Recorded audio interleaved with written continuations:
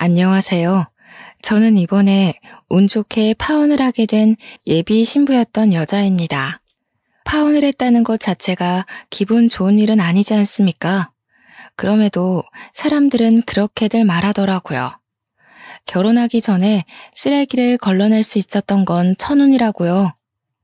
사랑하는 사람에게 배신을 당했다는 건 참으로 슬픈 이야기지만 역시나 더 큰 약속을 하기 전에 파혼으로 제 불행을 막았다는 것은 천만 다행이었어요. 이혼을 했다면 일일이 저의 이혼 사정을 언급해야 할 텐데 파혼은 저에게 완벽한 싱글 타이틀을 돌려주는 셈인 거잖아요. 하늘은 제 편이었다고 좋게 좋게 생각하고 있습니다. 그러니까 제 예비 신랑과 어떻게 파산을 맞게 되었는지 그 사연을 들려드리려고 해요. 당연히 유쾌한 이야기 아니고요. 감동적인 이야기도 아닐 겁니다. 이런 유형의 남자들도 있다는 걸 세상 천하에 공표해버리고 싶어서 찾아왔으니 제 예비 신랑 얘기에 화가 잔뜩 나셨다면 욕 한번 해주세요. 제 예비 신랑은 저와 약혼 관계임에도 맞선을 끊지 않고 저울질을 일삼던 사람입니다. 당연히 처음에는 몰랐습니다. 예비 신랑이 간이고 쓸개고 다 내어줄 것처럼 저를 사랑해줬으니까요. 저와 예비 신랑은 서로 결혼 정년기에 만나서 사랑을 키웠고 결혼 약속을 하게 되었어요. 예비 신랑을 만나기 전까지 저는 결혼을 향한 사람의 욕심이 얼마나 무서운 건지 모르고 지냈습니다. 결혼에 필요한 건 책임감과 경제력, 그리고 사랑하는 마음과 통하는 가치관이라고만 생각했어요. 이러한 조건으로 사람의 과욕이 붙으면 얼마나 인간성이 떨어지는지를 예비 신랑을 통해서 눈으로 봐버렸네요. 저는 예비 신랑뿐만 아니라 예비 시댁에게서도 느낀 경험 때문에 현재도 결혼에 대해 심히 고심하는 중입니다. 제가 예비 신랑을 처음 만난 게 맞선이라고 했지 않습니까? 저의 남편의 맞선은 당연히 서로의 지인을 통해서 이루어졌는데 사실 저는 그때 맞선이란 걸 처음 해봤습니다. 당시가 33살이었어요. 원래는 결혼 생각도 없고 남자친구도 없이 저만의 삶을 사는 게 재밌어서 다른 것에 관심을 못 두고 있거든요. 그래서 맞선을 볼 때도 크게 이성 간의 교제에 마음이 가질 않더라고요. 그런데도 맞선을 보게 된 건 돌아가신 친정아빠의 바람이었기 때문이었습니다. 저는 맞선을 보게 된 그 해에 심근경색으로 돌아가신 아빠를 보내드렸고 아빠는 살아계실 때 누누이 제가 결혼한 걸 보고 싶다고 말을 많이 했었어요. 제가 자식들 끼고 오순도순 사는 걸 보고 싶어 했는데 제가 결혼에 관심이 없고 제 인생 사는 것에만 흥미를 두고 있으니 아빠가 근심이 많았거든요. 저는 또한 얘기를 그저 귀찮은 잔소리로만 들었었고요. 이렇게 갑자기 아빠와 이별을 하게 될 줄은 몰랐는데 아빠가 돌아가시고 나니까 후회되는 건 결혼뿐이더라고요. 결혼 그거 뭐라고 나 낳고 길러준 부모님을 위해 그거 한번 못 해드렸을까 싶어서 많이 죄송했습니다. 아빠를 떠올리면 제 결혼을 원했던 모습밖엔 생각이 안 나서 좀처럼 마음이 불편한 겁니다. 그래서 제가 지인한테 얘기해 남자 좀 소개해달라고 했던 거였어요. 그렇게 만나게 된 남자는 아빠 때문에 억지로 노력을 해서 만난 것 치고는 첫인상이 괜찮았습니다. 날기가 있는 것도 아니었고 깔끔한 인상에 목소리도 나긋해서 분위기 자체가 부드러운 남자더군요. 말센스와 배려도 차고 넘쳤는데 이 부분은 제게 색다른 감정을 일깨워준 매력이기도 했습니다. 그 사람이 바로 저의 예비 신랑이고 예비 신랑이 먼저 애프터를 신청해주니 저희 만남은 길게 지속이 되었던 거죠. 아빠가 일찍 돌아가셔서 그런지 예비 신랑이 저를 듬직하게 챙겨주는데 아빠 생각도 나고 또 아빠 같은 느낌이 나서 빠르게 끌리더라고요. 첫인상이 괜찮았지만 솔직히 이상형은 아니었던지라 당시 느꼈던 감정이 약간의 호감과 의외성이었는데 나중에 예비 신랑과 좀 친해져서 듣게 된 말이 저를 여자로 만들어 주었습니다. 주연 씨, 정말 제 이상형이에요. 제가 여태 본 여자들 중에서 제일 예쁘세요. 인기 많았을 것 같은데 제가 지연 씨를 차지한 셈이니 승리자인 건가요? 제가 예비 신랑의 외적인 워너비라는 걸 알게 되니 마음이 더 열렸던 것 같아요. 누군가가 저더러 이상형이라고 말해주는 건 기분 좋은 일이잖아요. 저를 좋아해주고 예뻐하는 것에서 오는 진심은 생각보다 저를 두근거리게 하더군요. 그렇게 저는 갈수록 친해지는 예비 신랑의 적극 구애에 결혼 약속까지 하게 된 겁니다. 시간을 보낼수록 예비 신랑이 생각 이상으로 저의 외적인 면을 상당히 좋아한다는 걸 느꼈습니다. 세상에서 저를 제일 예쁜 여자로 대우해줬다는 거예요. 제가 그렇게 잘난 여자는 아닌데 그렇게 봐주니까 저도 자존감이 올라가고 예비 신랑한테 더 잘하게 되는 거 있죠.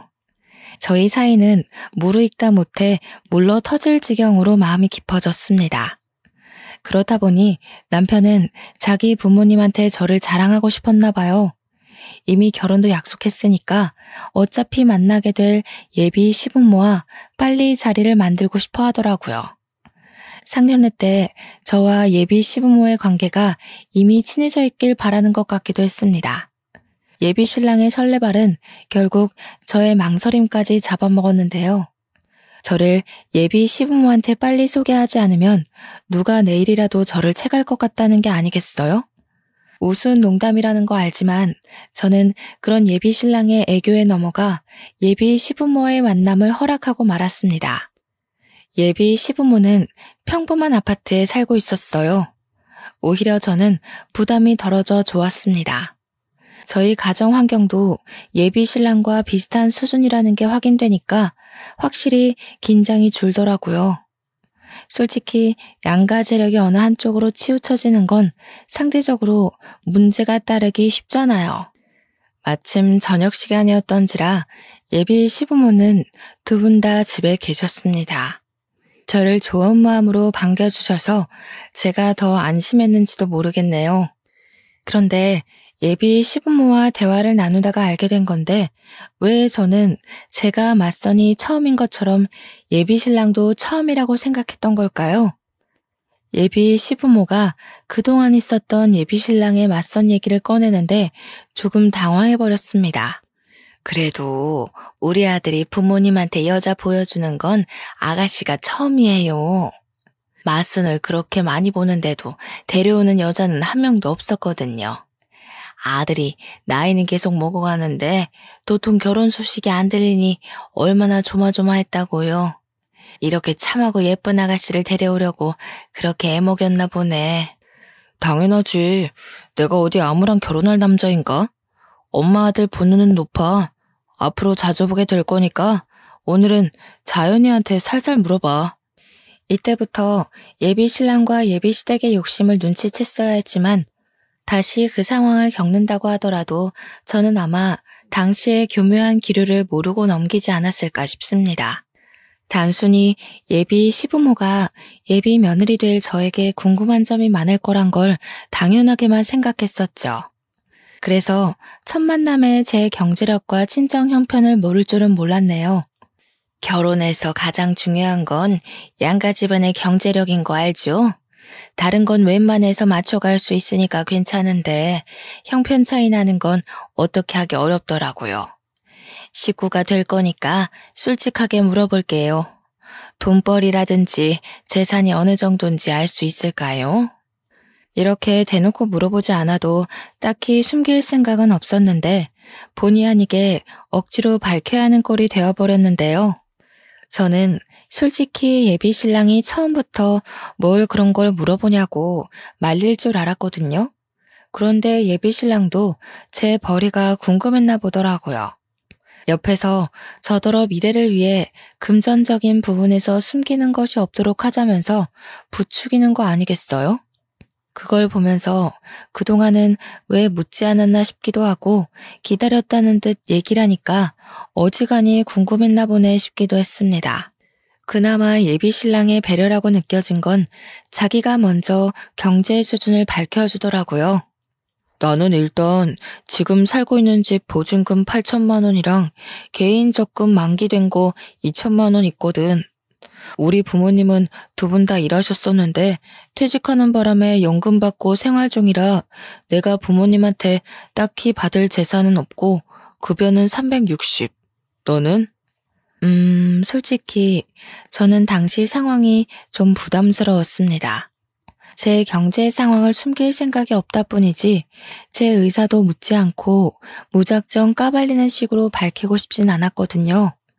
그리고 저는 친구들한테도 제 급여에 대해 얘기를 해본 적이 없는 사람입니다. 그런 걸 알리는 게 불편하다고 해야 되나? 솔직히 재정 사정을 공개하는 순간 사회인으로서 재정 상황 무시하고 순수하게 사람을 바라보기 힘들거든요. 언젠가는 서로의 재정 차이 때문에 감정 상하는 일이 생길 수 있다는 거죠. 저는 직접 친구 문제로 그런 걸 겪기도 했었고요. 예비 신랑은 정말 한 톨도 빠짐없이 제게 시댁 재정을 낱낱이 공개했는데요. 예비 시댁이 원래 잘 사는 편이 아니라서 혼수나 예단비를 준비할 능력이 안 된다고 하더라고요. 그래서 예비 신랑은 온전히 자기 돈으로 장가를 가야 된다고 했습니다. 저렇게 다 오픈해버린 상황인데 제가 어떻게 침묵으로 일관하고 답변을 미룰 수 있었겠습니까? 저도 할 수 없이 제 경제 능력에 대해 얘기를 했죠. 좋게 생각하기로 했어요. 어차피 결혼할 사이인데 같이 가정을 꾸리려면 금전적인 부분을 공유하는 게 그리 잘못된 부분이 아니잖아요. 또 부모님한테 결혼 자금을 지원받을 수 없는 건 저도 마찬가지였고요. 저는 웨딩 플래너 직업을 갖고 있었기에 월급은 250 정도라고 했습니다. 모은 돈 또한 예비 신랑보다 20% 작아서 그렇게 말씀드렸고요. 친정 형편도 예비 시댁이랑 비슷한 수준으로 말했어요. 어쨌든 전체적으로 저는 예비 신랑보다는 못 미치는 수준의 재정이었습니다. 이렇게까지 솔직하게 깐 건 저도 처음이라 마치 발가벗는 기분이었고 어색하고 민망했는데 예비 신랑이 옆에서 고맙다고 말해줘서 후련하기도 했습니다. 그런데 문제는 제가 금전 공개한 이후로 예비 시댁의 대우가 좀 변한 것 같다는 겁니다. 들어올 때랑 나갈 때 예비 신모 태도는 남이 보기 민망할 만큼 바뀌어 있었어요.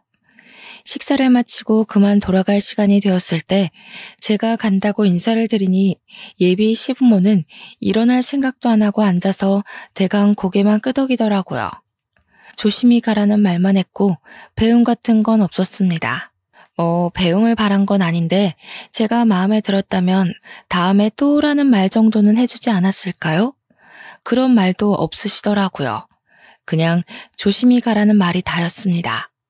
찝찝해서 예비 신랑한테 예비 시부모가 날 마음에 안 들어하는 것 같다고 슬쩍 말해보았는데 예비 신랑이 그런 거 아니라고 자기 부모님 평소에도 표현이 서툰 사람이라고 하더군요. 제 생각엔 표현이 서툰 게 아니라 그건 분명 불호인 표정이었거든요. 그렇지만 어쩌겠어요. 예비 신랑 생각해서 그냥 제가 예민했다고 넘겼죠.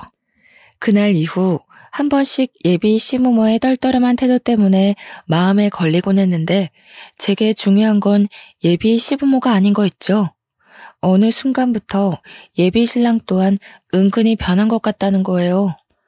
항상 먼저 연락하고 먼저 어디 갈지 데이트 코스를 짜던 사람이 점차 제가 연락해야만 소식을 물을 수 있고 주말에 시간 내서 놀러 가자고 하면 몸이 안 좋다는 핑계로 만남을 미루기 시작했다는 거죠.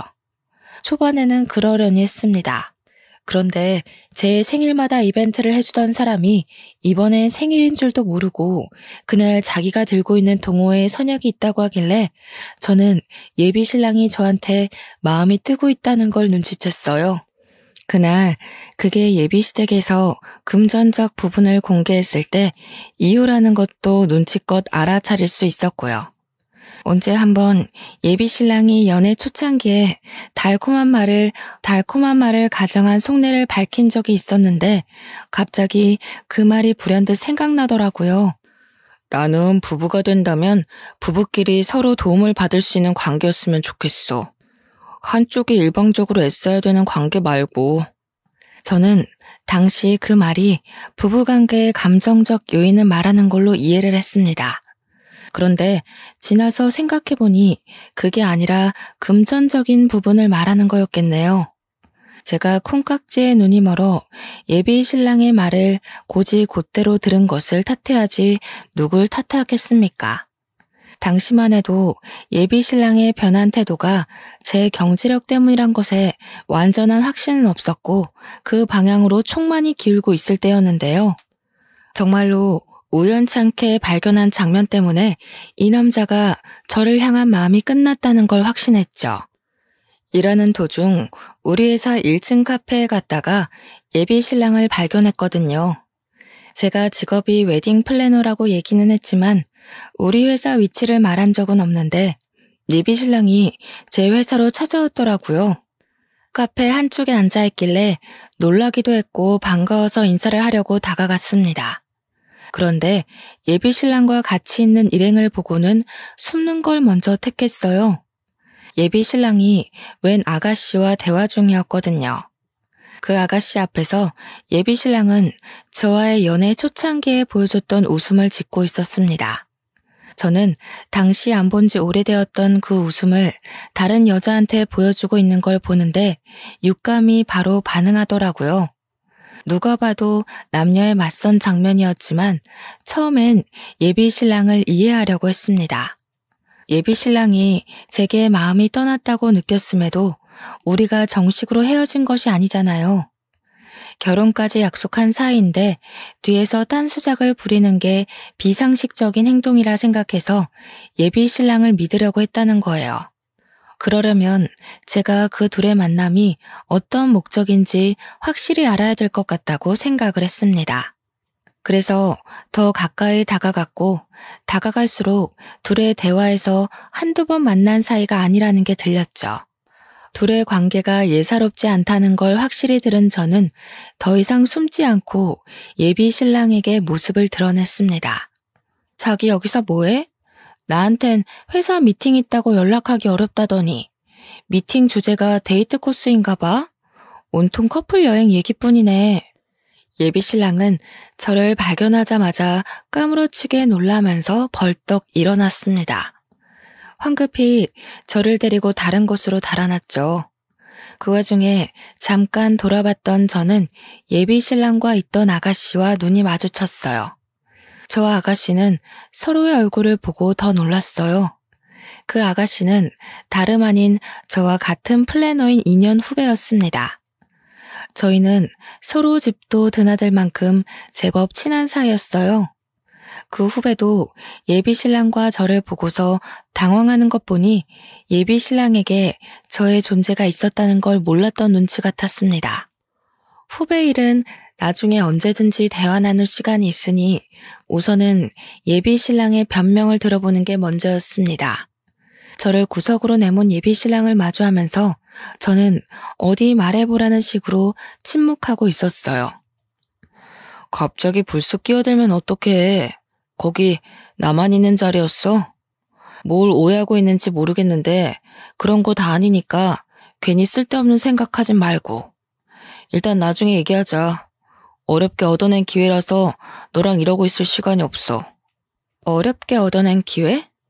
저 여자랑 맞선 보는 기회가 왜 임자 있는 당신한테 필요한 건데? 내가 정말 둘이 하는 얘기 못 들었을 거라 생각하나 봐? 언제부터 만난 거야? 한동안 나랑 만남 미뤘던 이유가 저 여자 때문이었어? 예비 신랑이 뭐라고 변명을 하든 그걸 믿어줄 심산도 없었는데 변명은커녕 오히려 자기 맞선 망쳐놨다고 저를 나무라니 황당하더라고요. 이런 상황이라면 저의 오해를 풀어주고 적극적으로 자기 억울함을 호소해야 되는 거 아닌가요? 예비 신랑은 변명도 어정쩡하게 해놓고 그걸로 모자라 한숨까지 쉬면서 결국엔 저더러 믿고 싶은 대로 믿으라며 가버렸습니다. 여자 후배에게 굽신거리며 양해를 구하더니 도망치듯 건물을 나가버렸어요. 그래서 퇴근하고 후배 여자를 따로 만나 예비 신랑과의 관계를 물어봐야 했습니다. 제가 먼저 후배를 찾아갔더니 그렇지 않아도 그 후배 역시 저한테 물어보고 싶다고 하더라고요. 난 석윤 씨랑 결혼 약속한 사이야. 양가 부모님께 인사도 드렸고 몇 번 밥도 먹었어. 식장 예약은 안 했지만 이미 예비 부부로서 서로 다 오픈한 상태야. 네? 저도 석윤 오빠랑 결혼 전제로 만나기 시작했는데요. 연애한 지는 이제 3주 정도 됐어요. 맞선은 저번 달에 했고요. 석윤 씨는 분명 마지막 연애가 20대라고 했는걸요. 후배가 깜짝 놀라면서 예비 신랑에게 들었던 정보를 말해주는데 한 달 전인가 지인을 통해서 예비 신랑을 소개를 받았고 그 맞선을 적극 부탁한 것이 바로 예비 신랑이었다고 했습니다. 저는 나름대로 예비 신랑의 일관된 진심에 감동해서 어렵게 결혼을 결정했고 저희가 제법 진지하게 만났다고 했는데 당시로부터 한 달 전이면 저를 향한 예비 신랑의 태도가 변하기 시작했을 때거든요. 저는 혹시나 싶어 후배에게 예비 신랑과 금전적인 부분을 이야기 나눈 적 있냐고 물었어요. 후배는 결혼을 전제로 사귀기 시작한 날 예비 신랑이 먼저 오픈해주는 바람에 자신도 오픈을 했다고 하더군요.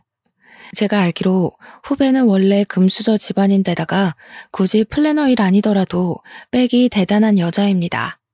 그건 직장 동료들 사이에서도 유명하죠. 그 얘기를 듣는데 이젠 정말 빼도 박도 못하고 확신을 할 수밖에 없더군요. 예비 신랑의 속이 다 보이는데 어떻게 일말의 신뢰를 붙들고 있겠습니까? 역시나 예비 신랑과 예비 시댁은 제 재정 때문에 저를 멀리했던 거였어요. 저한테 정이 떨어진 거겠죠. 제가 결혼 대상까지는 아니라고 알아서 판단했나 봅니다. 후배의 표정은 저와 예비 신랑의 사이를 전혀 몰랐다는 모습이었습니다. 그래서 제가 그런 쓰레기랑 만나서 인생 버리지 말라고 제가 다 알아서 해결 본다고 했어요. 그런데 문제는 예비 신랑의 양다리만이 아니더라고요. 아무것도 몰랐던 후배의 표정에서 저는 후배가 저처럼 배신감에 예비 신랑한테 따질 거로만 생각했어요. 그게 일반적인 사람의 모습일 테니까요. 저는 얼마나 상식 밖의 사람들을 곁에 두고 있었던 걸까요? 제가 그 자리에서 후배한테 들은 말이 뭔 줄 아십니까? 후배가 저한테 왜 자기가 예비 신랑이랑 헤어져야 되냐고 그러는 겁니다. 미주 씨, 지금 이해가 안 돼? 미주 씨랑 만나는 그 남자가 내 약혼자라고. 나랑 그 사람 정리된 관계도 아니고 그 남자는 지금 우리를 가지고 저울질했던 거라니까? 이런 취급을 당했는데 그런 쓰레기를 계속 만나겠다는 거야? 선배님이 헤어질 거 아니세요? 그럼 더 이상 양다리 아닌 거잖아요. 그리고 저울질한 거라고 하셨는데 결국 오빠 선택은 저라는 거 아닌가요? 오빠 마음은 저한테 있는데 제가 왜 헤어져야 되죠? 미주 씨 생각보다 상식 바뀌네. 원래라면 지금 내가 미주 씨 뺨을 쳐야 되는 상황이야. 결혼만 안 했다 뿐이지 미주 씨는 나랑 그 남자 사이에서 상간녀인 처지라고. 저는 오빠가 선배님이랑 만나고 있는지도 몰랐는걸요. 뺨을 치려면 고의적으로 양다리 걸친 오빠한테 찾아가셔야지. 제가 무슨 죄라고요? 저는요, 저와 같은 일을 하는 후배를 보면서 후배의 낯가림 없는 아양이 고객 응대에 적당히 필요하다고 보고 후배한테 배우기까지 하며 친하게 지냈거든요. 근데 그게 아니었나 봐요. 후배는 직장 선배들을 이용해 회사에 적응을 잘하려고 이용했던 건데 다 제가 착각이었던 거죠. 적어도 후배가 겨우 3주 만난 예비 신랑이 아닌 저를 더 신뢰하고 있다고 당연하게 생각했습니다. 그날 밤 예비 신랑은 후배한테 어떤 얘기를 듣기라도 했는지 오랜만에 저희 집을 찾아왔더라고요. 저를 세워두고 그 여자를 감싸며 편들기 시작하는데 얼마나 황당하던지. 저더러 기어코 후배한테 자기랑 나와의 관계를 밝혔냐고 하는 거 있죠. 당연히 그렇다고 하니까 예비 신랑이 저한테 한 번도 보여준 적 없는 거친 언사를 드러냈습니다. 욕까지 섞어가며 자기 인생 망치려고 작정했냐 하길래 짧은 순간 너무도 변해버린 예비 신랑의 모습을 보면서 회의감이 들더라고요. 화가 나고 분한 마음에 울컥 올라오는 눈물을 참으며 예비 신랑의 싸대기를 날려버렸습니다. 자기 무서운 사람이구나. 그 여자 돈 때문에 만나는 거 맞지? 왜? 나랑 결혼하면 손해볼 것 같았어? 어머님, 아버님이 거지 며느리 취급 안 한다고 했나 보지? 이럴 거면 처음부터 맞선 자리에 나오질 말든가. 나한테 마음 다 줄 것처럼 흔들질 말았어야지. 그래, 이제라도 주제 파악했으니 다행이다. 네가 뭔 자격으로 미주한테 나서서 난리야? 미주가 이참에 주변 여자들 깔끔하게 정리하라고 기회 더 줘서 망정이지. 헤어지자고 했으면 내가 너 어떻게 했을지도 모르거든? 미주한테 고맙다고 절이나 해. 그래, 절해야겠다. 쓰레기 수거해준 셈이니까. 결국 똑같은 년놈들이 만난 거네. 양다리 걸친 게 뭐 자랑이라고 나한테 와서 큰 소리야? 돈에 정신 빠진 놈인 줄도 모르고 하마터면 내 인생 쪽날 뻔했어. 너는 언젠가 또 돈 유혹에 넘어가 여자 갈아치울 놈일 테지. 그렇게 사는 것도 불쌍하다. 불쌍한 건 너야. 내가 그래도 너 생각해서 상처받지 않게 헤어지려고 배려한 거거든? 네 입으로 이별 구할 수 있게 기회 준 거라고. 그런데 미련하게 눈치 못 채고 기다리기만 하더니 결국 내 앞길을 해방해? 미주 생각해서 이 정도로 넘어가는데 앞으로 미주한테 나와의 관계에 대해서 뭐라도 되는 것처럼 짓거리지 마. 난 너 이미 떠난 지 오래야. 예비신랑은 저한테 손찌검을 할랑말랑 참다가 속풀이만 하고서 돌아갔습니다. 그날로 저와 예비신랑의 관계는 종결났고 저는 끼고 있던 반지를 갖다 팔아버렸어요. 직장에서 후배를 만나도 비즈니스 대화 말고는 인사도 안 하며 지냈습니다. 후배는 벌써 예비신랑과 약혼 반지를 나눠 꼈더라고요. 그걸 보는데 배알이 뒤틀리기보다는 안타까운 거 있죠? 조만간 저 여자 약혼 반지도 쓰레기통 신세가 될 거라 확신하고 있으니까요. 그렇게 저와 예비신랑이 헤어진 지 4달이 지났을까? 제가 아주 기막힌 장면을 목격했지 뭡니까? 직원들의 락커가 같은 곳에 있기 때문에 점심시간이나 퇴근에는 어쩔 수 없이 근접거리에서 마주할 수밖에 없거든요. 후배가 손가락에 있는 약혼 반지를 빼더니 회사 내 카페에서 남자를 만나고 있는 게 아니겠어요? 딱 봐도 스킨십이 자유로운 게 예사로운 관계가 아닌 듯 보이더라고요. 당연히 그 남자는 예비신랑이 아니었고 보니까 후배가 예비신랑과 새 남자를 두고 저울질하고 있는 듯 했습니다. 저랑 상관없는 그 일을 이렇게 언급하는 이유는 후배의 양다리 때문에 저한테마저 어처구니 없는 일이 생겼다는 겁니다. 후배의 양다리를 목격한 지 2주가 지난 시점이었어요. 퇴근을 하고 집에 갔더니 예비신랑이 저를 기다리고 있는 거 아니겠습니까? 저를 발견한 예비신랑은 서둘러 제 앞으로 다가와 다짜고짜 아스팔트 위에 무릎을 꿇었습니다. 자기야, 내가 잘못했어. 내가 자기 같은 정직한 여자를 두고 정신이 나갔던 거야. 미주 걔가 아주 대바라졌더라고. 글쎄, 우리 부모님한테 집안꼴이 개꼴이라고 대놓고 욕을 하는 거 있지? 우리 부모님한테서 무슨 마른 곰팡이 냄새가 난다고 하면서 얼마나 건방진 태도를 보이던지. 심지어 나더러 대릴 사유를 하라고 하잖아. 남자가 어떻게 여자 집에 들어가서 지내? 모양 빠지게. 내가 당장 꺼지라고 해버렸어. 잘했지? 뭐 하자는 거야? 너랑 네 집이 그런 꼴 당하게 나랑 뭔 상관이라고 찾아와서 행패야. 경찰에 신고해버리기 전에 너나 꺼져. 자기야, 정말 미안해. 내가 결혼을 잘 몰라서 그랬어. 돈이 다가 아니더라고. 솔직히 처음엔 돈 때문에 너 만나면서도 맞선 못 끄는 거 맞아. 그런데 정작 돈 많은 여자 만나니까 심성 고운 여자를 만나야 된다는 걸 깨우쳤어. 내가 부족한 놈이라 그래. 몰라서 그랬어. 한 번만 용서해주라. 나 너 없이는 안 돼. 이미 엎질러지고 말라 비틀어진 물을 다시 주워 담으려고 애쓰는 예비신랑을 보는데 짠내 나기는커녕 이게 이 사람의 본질이구나 싶어서 있던 정마저 떨어져 버리더라고요. 상대하기 귀찮아서 예비신랑을 내버려 두고 집에 들어와 버렸는데 예비신랑은 그날뿐만 아니라 다음 날도 그 다음 날도 계속해서 집 앞에 기다리고 있었습니다. 이미 쪽나버린 우리 관계가 고작 저런 행동에 다시 이어질 거라 희망을 갖는 예비 신랑 행동이 웃기기만 하더군요. 그런데 더 황당했던 건 어느 순간부터 예비 시댁에서까지 연락이 온다는 겁니다. 처음엔 모르는 전화번호라서 생각 없이 받았어요. 예비 시무라는 걸 알고 나서 얼마나 당혹스러웠는지 모릅니다. 나 기억나지요? 석윤이 엄마입니다. 우리 석윤이가 외동으로 컸는데 어릴 때부터 생전 부모님만 모셨지 연애 한번 제대로 못 해본 놈이에요. 그래서 여자 보는 눈이 참 없어요. 내가 보기엔 아가씨가 며느리상으로 딱 좋았는데 글쎄 이 녀석이 천금 같은 마누라를 못 알아보고 지복을 뻥 차버렸지 뭐예요. 그래서 하고 싶은 말이 뭔데요? 혹시 해서 묻는 건데요. 석윤 씨가 저 붙잡아 달라고 시킨 건가요?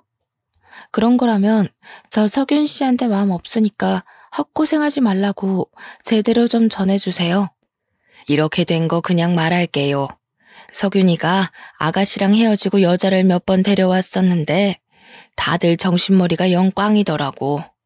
어떻게 아가씨 같은 여자를 두고 그런 여자를 만난 건지 내 아들이라도 이해가 안 가더라니까. 그래서 말인데 약혼 원래대로 진행하면 안 될까요? 약혼이 애들 장난인가요? 제 인생에 걸린 문제예요. 지금 이러시는 거 제 인생으로 장난치는 거라고밖에 생각 안 들거든요. 이 번호 수신 차단하겠습니다. 불편하니까 다들 연락하지 마세요. 이날로 저는 이 사람들과의 관계가 끝났다고 생각했습니다. 그러나 이렇게까지 파산나버린 약혼을 제가 다시 생각해본 계기가 있었는데요. 바로 우리 친정엄마에게 암 판정이 내려졌을 때였습니다. 저희 친정 살림이 넉넉한 것이 아니었기 때문에 제 수중에 있는 돈으로만 친정엄마 병원비를 대야 하는데 치료 비용이 만만치 않더라고요. 항암 비용이 원래 생각보다 많이 든대요. 그동안 모았던 목돈을 쓴다고 해도 대출은 필수인 상황이었습니다. 그런데 그때 예비 신랑이 제게 단비 같은 존재로 등장을 해줬던 거지요. 예비 신랑이 제 사정을 어떻게 알았는지 친정엄마 아픈 걸 알고 저를 찾아왔고 저한테 치료 비용을 보태주겠다고 하는 겁니다. 처음엔 거절했어요. 그 사람 돈을 받을 바엔 있는 대출 없는 대출 끌어모으고 친하지도 않는 친척들 돈을 빌려서 최대한 허리띠를 졸라매며 해결하는 게 낫다고 봤거든요. 그런데 그렇게 되면 저는 엄마 혼자 지내던 친정집을 내놓고 엄마를 연고지에서 낯선 서울 땅으로 모시고 와야 했습니다. 저희 친정엄마는 아빠와 사별을 하고 나서도 살고 있던 단층 주택을 정말 아꼈습니다. 부모님이 돈 모아서 신혼집으로 지은 곳이라 그 주택의 주인은 오롯이 부모님뿐이었죠. 그걸 알기 때문에 저는 그 집만큼은 지켜드리고 싶었는데 치료 비용이 만만치 않다는 걸 엄마도 알았던 건지 엄마가 결국 집을 팔아야겠다고 마음을 먹은 상황이었거든요. 그럼에도 불구하고 예비 신랑의 돈을 받아선 안 되는 거였는데 친정엄마의 상심한 얼굴이 자꾸 제 머릿속을 맴돌더라고요. 이런 사정을 알고 있는 예비 신랑은 제 생각처럼 친정 부모님 집만큼은 지켜야 되지 않겠냐고 저를 설득했어요. 아무 뜻 없이 주는 거야. 한때는 나한테도 장모님이었던 분이셔. 아무리 내가 너랑 끝난 관계라지만 장모님이 나를 아들처럼 잘 봐주셨잖아. 나도 도리는 하고 싶어서 그래. 저도 미쳤던 거죠. 친정아빠를 보낸 지 겨우 1년이 지났는데 친정엄마까지 건강에 적신호가 오니 마음이 많이 힘들 때였어요. 그래서 예비 신랑한테 끝내 흔들리고 말았던 겁니다. 저는 예비 신랑 덕분에 친정집만큼은 지키면서 엄마 치료를 시킬 수 있었어요. 엄마가 입원해 있는 동안 예비 신랑이 알아서 친정엄마를 많이 들여다봐 주었는데요. 그것 때문에 제가 약혼을 다시 생각해보게 된 거였어요. 친정엄마도 저더러 예비 신랑을 다시 만나보는 게 어떻겠냐고 조심스레 권유하더라고요. 친정엄마는 제가 어떻게 헤어졌는지 모르고 있었거든요. 그냥 제가 성격 차이 때문에 파혼했다고만 말했었어요. 엄마까지 예비 신랑과의 재회를 부추기니 솔직히 많이 흔들렸습니다. 예비 신랑의 밑바닥까지 다 본 상황에서 다시 약혼을 생각하는 건 어렵기도 하지만 한편으론 엉뚱한 생각도 들더라고요. 이 사람의 밑바닥이 이보다 더할 수는 없을 거라고 보고 앞으로 제가 잘 관리할 수 있지 않을까 싶은 거죠. 그런데 머리 검은 짐승은 함부로 거두는 게 아니라고 예비 신랑에게 흔들리는 제 마음이 단번에 굳어버리는 일이 있었는데요. 예비 신랑이 저에게 접근했던 진짜 목적을 알아버렸기 때문이었습니다. 예비 신랑과 처음 결혼 약속을 할 때 식을 올리기 전 서로 양가 집안에 인사를 몇 번 드리러 갔었습니다. 그 말은 즉 저와 예비 신랑은 서로의 집안 사정을 거의 안다는 것입니다. 그래서 저는 예비 시조모가 아파서 예비 시부모가 집에서 모시고 있다는 것도 알고 있었어요. 제가 예비 신랑과의 재회를 고민하면서 예비 신랑을 한 번씩 만나기를 반복하던 시기에 예비 신랑한테 들었는데 예비 시조모의 건강이 악화되어 병원으로 옮긴 지 한 달 정도 됐다고 하더라고요. 예비 신랑도 저희 친정엄마 병간호를 도와줬기 때문에 빚지기 싫어서 저 또한 예비 시조모 병원에 몰래 방문한 적이 있었습니다. 예비 시부모는 저를 돈으로만 봤었지만 예비 시조모만큼은 저를 손녀딸처럼 잘 봐주셨거든요. 그래서 많이 아프다고 하니까 한 번쯤은 인사를 드리고 싶었어요. 그렇게 찾아간 병원에서 저는 삶에 대한 큰 이치를 깨우치고 말았죠. 예비 시조모랑 간병인만 있는 줄 알았던 병실에서 예비 신랑과 예비 시모를 봤는데 둘이서 심각하게 얘기를 나누고 있더라고요. 이렇게 시간 끌다간 네 할머니 숨 넘어가겠다. 그 집에 치료 비용까지 다 대줬는데 그 아가씨가 너랑 결혼 안 한다고 하면 어쩔 거니? 네 돈만 날리는 거잖아. 차라리 차용증을 받고 빌려주는 걸로 할 걸 그랬나 보다. 다 넘어왔어. 최근에 만났을 땐 먼저 약혼 얘기를 꺼내더라고. 괜히 재촉했다간 잘 차린 밥상 엎어져. 장인어른 사망보험금이 무려 14억이래. 이 정도면 할머니 병원비랑 내 사업 자금에도 충분하고 엄마 아빠 새 아파트로 이사도 시켜줄 수 있어. 훗날의 단꿈을 위해서 조금만 힘내자. 그런데 정말 그 아가씨가 보험금 수익자 맞아? 괜히 사부인 쪽에서 받아가면 그 아가씨는 또 땡전 한 푼 없는 입장일 거 아니야. 내가 장모님한테 들었다니까. 장모님이 우리 결혼하면 혼수 못 해줘서 어쩌나 걱정했는데 장인어른이 마지막 가는 길에 혼수는 해주려나 보다. 그렇게 얘기하면서 보험금 수익자가 자연이라고 알려주더라고. 친정아빠 사망보험금이 제가 수익자라는 건 저도 알고 있었습니다. 예비 신랑과 맞선을 보기 전부터 제게는 14억이라는 재산이 있었지만 일부러 그건 공개하지 않았었어요. 아빠의 목숨값을 그렇게 가벼운 담소 사이에서 오르내리게 하고 싶지 않았거든요. 그런데 아무래도 엄마가 예비 신랑에게 고마워서 결국 고백을 해버렸나 봅니다. 뭐가 어찌되었든 예비 신랑이 제게 회유하는 마음으로 접근했다지만 끝내 그 마음이 다시 변질된 거 아닙니까? 친정아빠의 사망보험금 얘기가 나오자 더는 못 들어주겠다 싶어 저는 병실 문을 열고 들어갔습니다. 저를 보고 놀라는 둘의 표정이 아주 보기 좋더라고요. 저는 들고 있던 꽃바구니에 꽃을 꺼내 예비 시모 얼굴에 패대기 쳤고 그 바구니로 예비 신랑을 죽자 살자 내리쳤어요. 예비 신랑이 아파서 소리를 악악 지르다가 저를 붙잡았습니다. 당신들이 이러고도 사람이야? 사망보험금? 네가 나한테 잘했던 이유가 그거였구나. 짐승반도 못한 것들. 어떻게 사람 힘든 시기를 이용해서 배불리려고 해? 여길 어떻게 왔어? 왜 연락도 안 하고 찾아와? 아니, 그러니까 자기가 뭘 어디서부터 들었는지 모르겠는데 그런 뜻이 아니야. 너한테는 더는 내려갈 밑바닥은 없다고 생각했는데 내려가고 말고 할 게 아니라 아예 밑바닥에서 살고 있는 짐승 새끼였구나. 사람이 이렇게까지 바닥을 기기만 할 줄은 몰랐네. 너 때문에 세상에 이런 사람들도 있다는 걸 알았어. 거머리 짓에는 나이가 불문하다는 것도 아주 잘 알았고. 얘가 어디서 어른한테 이런 몰상식한 짓을 해? 너 지금 나 때렸니? 감히 시엠이 될 사람 얼굴에다 꽃을 던져? 정신 차리세요, 아줌마. 능력이 없으면 사람한테 구걸하고 넙죽 엎드리긴 할 것이지. 거짓골에 자존심만 살아서는 남의 돈이 자기 돈인 것 마냥 그렇게 살고 싶어요? 자식 새끼를 이 정도밖에 못 키운 것도 다 아줌마 업보예요. 거지라는 말도 아깝네요. 이런 쓰레기들은 기생충이라고 불러줘야 되는 건데. 화가 난 예비시모가 제게 손찌검을 하려고 했는데 예비신랑은 그 상황에서도 저를 설득시킬 수 있다고 생각한 건지 예비시모의 손을 자기가 막더라고요. 그러면서 저한테 무릎 꿇고 매달리는데 이미 병원 사람들은 열린 병실문을 기웃거리며 저희를 다 지켜보고 있었습니다.